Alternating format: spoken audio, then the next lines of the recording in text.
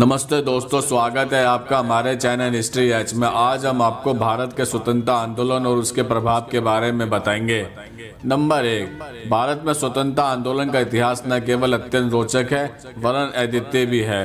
भारत में स्वतंत्रता आंदोलन में 2000 वर्षों के अंग्रेजी उपनिवेशवादी साम्राज्य की गुलामी के बीच जो उतार चढ़ाव देखने को मिलते हैं वह विश्व में सर्वदा नवीन भी है।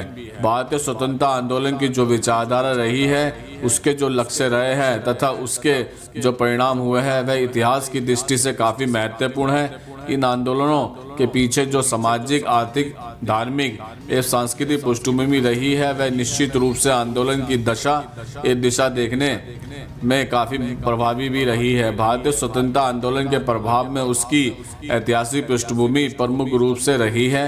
विदेशी शासन से मुक्ति पाने के लिए भारतीय जनता का बहादुरीपूर्ण संघर्ष भारतीय राष्ट्रवाद का उदय एक प्रभाव ही था।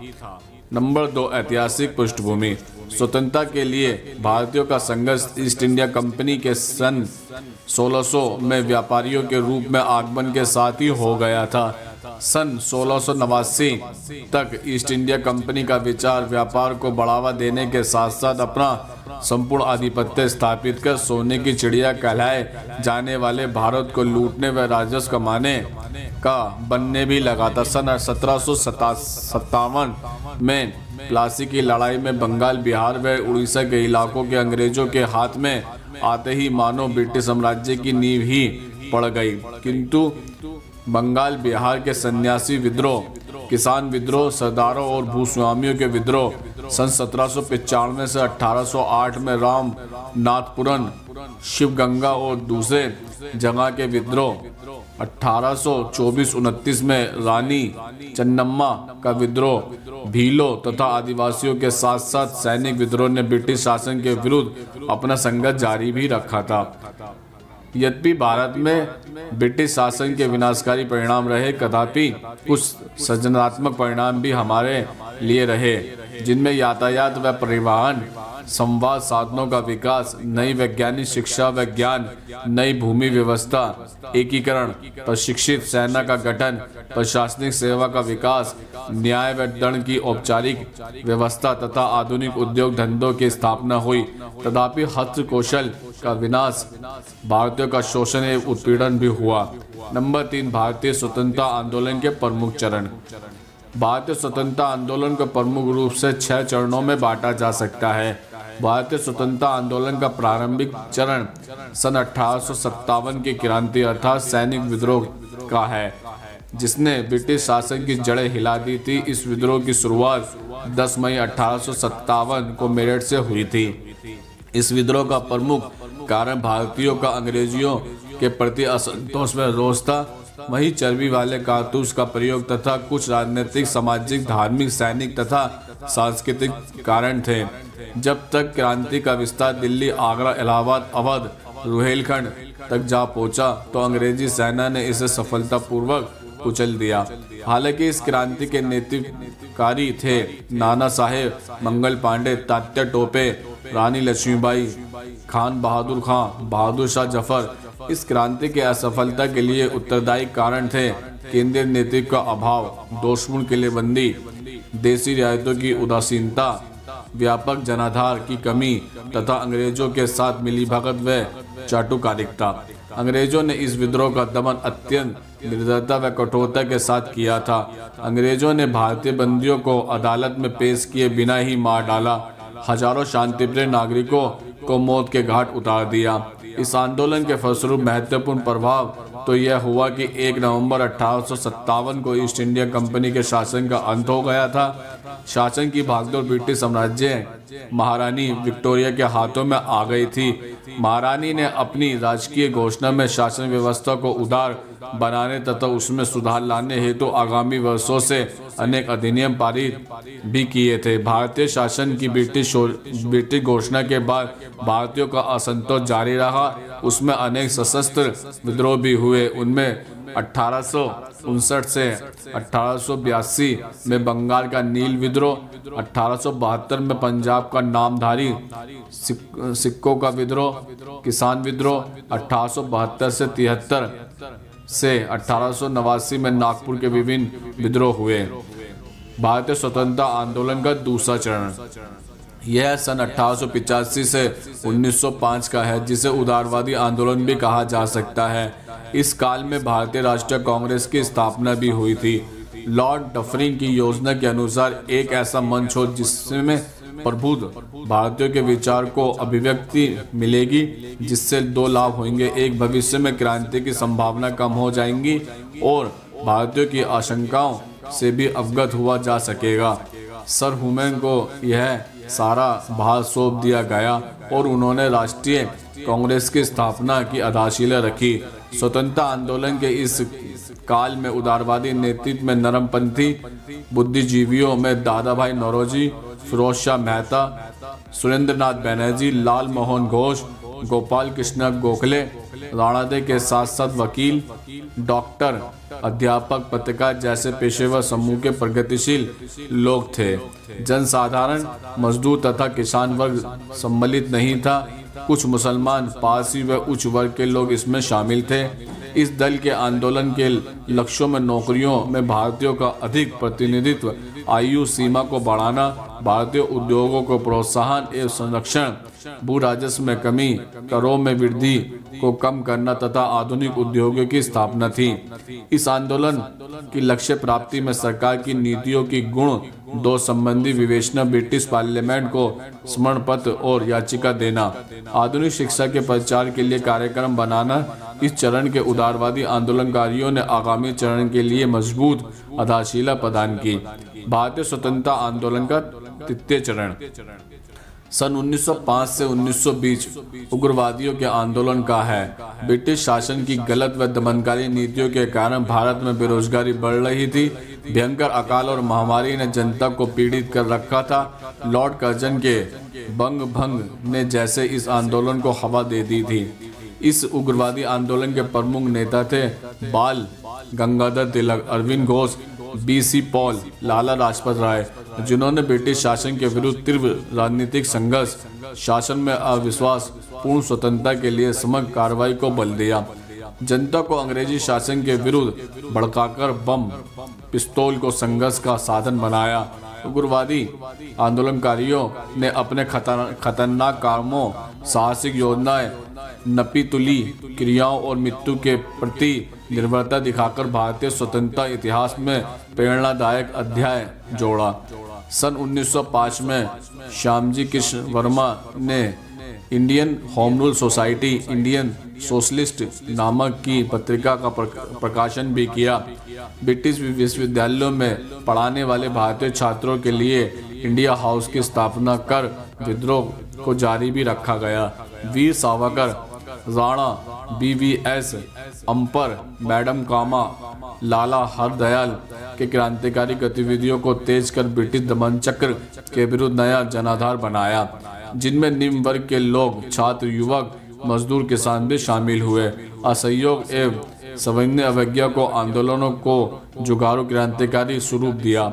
1917 में रूस में लेनिन की क्रांति ने भारतीयों के लिए प्रेरणा का काम भी किया था। भारतीय राष्ट्रीय आंदोलन का चौथा चरण यह 1920 से 1930 का था। प्रथम विश्व युद्ध के दौरान और बाद में मूल्य वृद्धि एवं मुनाफाखोरी से पीड़ित जनता के विद्रोह को और भड़का दिया था। गांधी जी का भी सक्रिय राजनीति में प्रवेश हो चुका था। उन्होंने 1919 में रॉयल एक्ट के विरुद्ध सत्याग्रह प्रारंभ किया। इस दमनकारी कानून के विरुद्ध देश भर में सत्याग्रह एवं हड़तालें प्रारंभ हो गई थी। अंग्रेजों का दमन चक्र चला। 13 अप्रैल 1919 को जनरल डायर ने जलियांवाला बाग हत्याकांड में हजारों निहत्थे भारतीयों को निर्दयतापूर्वक गोलियों से भून दिया था। हजारों लोग घायल हो गए थे। सितंबर 1920 में कलकत्ता के कांग्रेस अधिवेशन में गांधी जी को नेता बनाने के बाद आंदोलन का लक्ष्य अब शांतिपूर्ण तरीके से स्वराज की स्थापना बनाया गया। गांधी जी ने लगभग सारे देश का दौरा किया, जिसमें प्रथमतः असहयोग आंदोलन में विधानसभा, अदालतों तथा विदेशी वस्तुओं का बहिष्कार प्रमुख था। द्वितीय प्रकार के रचनात्मक कार्यों में स्कूल कॉलेज जैसे शिक्षण संस्थाओं की स्थापना थी। इसमें सहयोग दिया आचार्य नरेंद्र देव वर्मा, डॉक्टर जाकिर हुसैन, सुभाष चंद्र बोस, राजेंद्र प्रसाद जैसे नेताओं ने खादी और हाथ चरखा के लघु उद्योगों को लगाने तथा खिलाफत आंदोलन ने जनता के बीच की दूरी को कम कर दिया। साथ ही हिंदू मुसलमानों में एकता स्थापित हुई। सरकारी दमनचक्र और अधिक क्रूर हो चला था। कांग्रेस और खिलाफत संगठनों को अवैध करार दे दिया गया। इन सभाओं और जुलूसों पर पाबंदी लगा दी गई। गांधी और नेहरू को छोड़कर लगभग सभी नेताओं को जेल में डाल दिया गया था। गांधी जी ने वायसराय को पत्र लिखकर यह चुनौती दी कि यदि नेताओं को जेल से रिहा नहीं किया गया और असहयोग आंदोलन पर लगी पाबंदी नहीं हटाई गई तो वह नागरिक अवज्ञा आंदोलन शुरू कर देंगे। इस हेतु गांधी जी ने गुजरात के बारडोली को चुना। इसी बीच उत्तर प्रदेश में चोरा चोरी में पुलिस कार्रवाई के बदले में उत्तेजित जनता ने थाने में आग लगा दी, जिसमें 22 सिपाहियों की जान भी चली गई।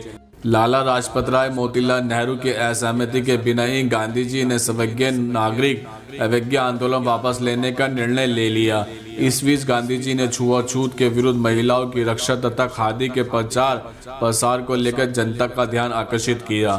गांधी जी के इस आंदोलन वापसी का प्रभाव यह हुआ कि अगले लगभग 5 वर्षों तक स्वतंत्रता आंदोलन लगभग शिथिल ही रहा। चित्तरंजन दास, मोतीलाल नेहरू ने अलग स्वराज पार्टी का गठन किया, जिसका लक्ष्य पूंजीवादी शोषण से श्रम की रक्षा तथा विभिन्न वर्गों के बीच तारतम्य स्थापित करना था। इसी के साथ 1906 में मुस्लिम लीग तथा 1917 में हिंदू महासभा का गठन हुआ। अंग्रेजों की फूट डालो और राज करो की नीति के तहत सांप्रदायिक दंगे भड़क उठे। सन 1926 में सभी साम्यवादी दलों ने मिलकर भारतीय कम्युनिस्ट पार्टी की स्थापना भी की।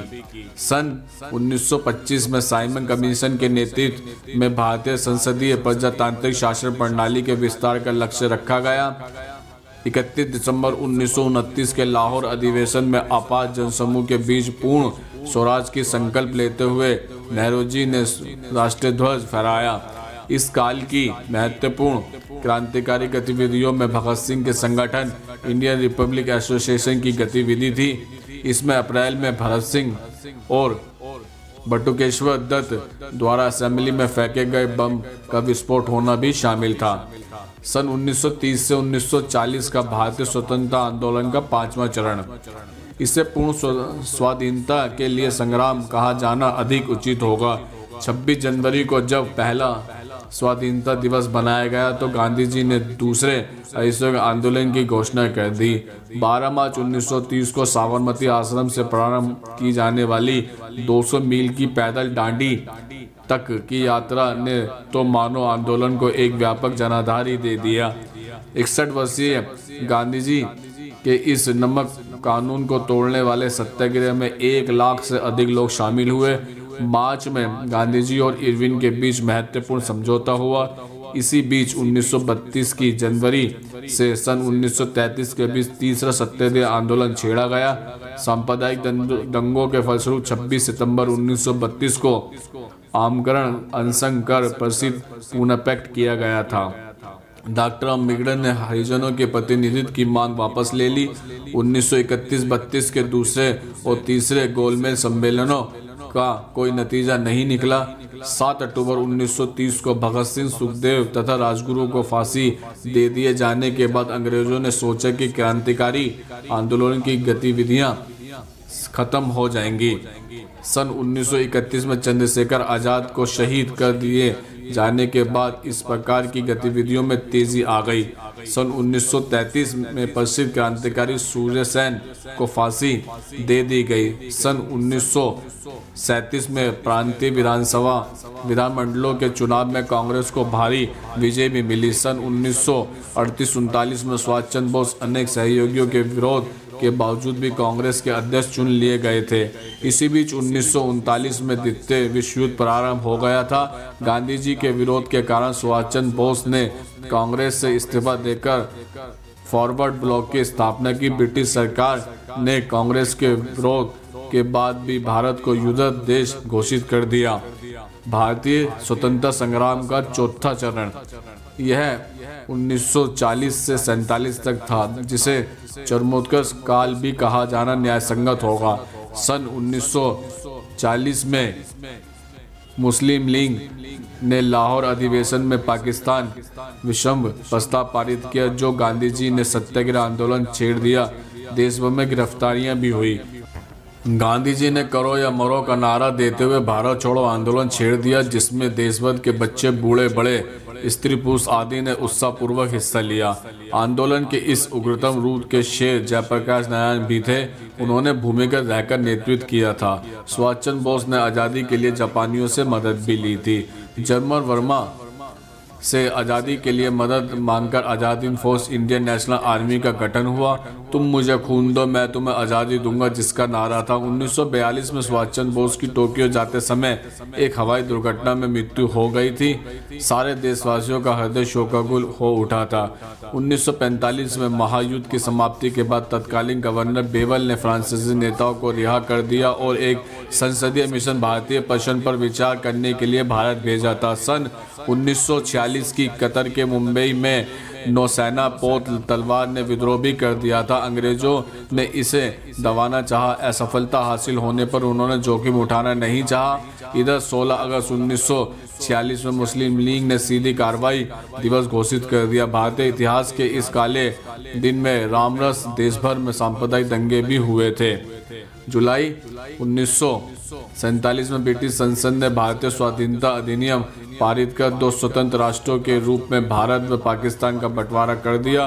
15 अगस्त 1947 को देश के प्रथम प्रधानमंत्री श्री जवाहरलाल नेहरू ने शपथ ग्रहण की। उधर पाकिस्तान में मोहम्मद अली जिन्ना ने शपथ ग्रहण की। नंबर 4, उपसंहार। भारत के इस स्वतंत्रता आंदोलन में निश्चित रूप से समस्त अनामी क्रांतिकारी नेता और जनता का सहयोग व बलिदान रहा है, सर्वोच्च समर्पण रहा है, किंतु गांधी, तिलक, सुभाष जैसे नेताओं का अपना विशेष प्रभाव भी रहा है। स्वतंत्रता के इतने वर्षों बाद भी देश ने आर्थिक प्रगति की है, किंतु जनसंख्या वृद्धि, गरीबी, अशिक्षा, महंगाई, बेकारी, आतंकवाद तथा भ्रष्टाचार, दूषित व स्वार्थी नेताओं का दुचरित्र हमारे लिए एक चुनौती है। देश की स्वतंत्रता की रक्षा करना प्रत्येक नागरिक का परम कर्तव्य है। तो दोस्तों, आज हमने आपको भारत के स्वतंत्रता संग्राम और उसका प्रभाव के बारे में बताया। अगर ये वीडियो आपको पसंद आई हो तो इसको लाइक करें, कमेंट्स करें, ज़्यादा से ज़्यादा शेयर करें और हमारे चैनल को सब्सक्राइब जरूर करें। धन्यवाद दोस्तों।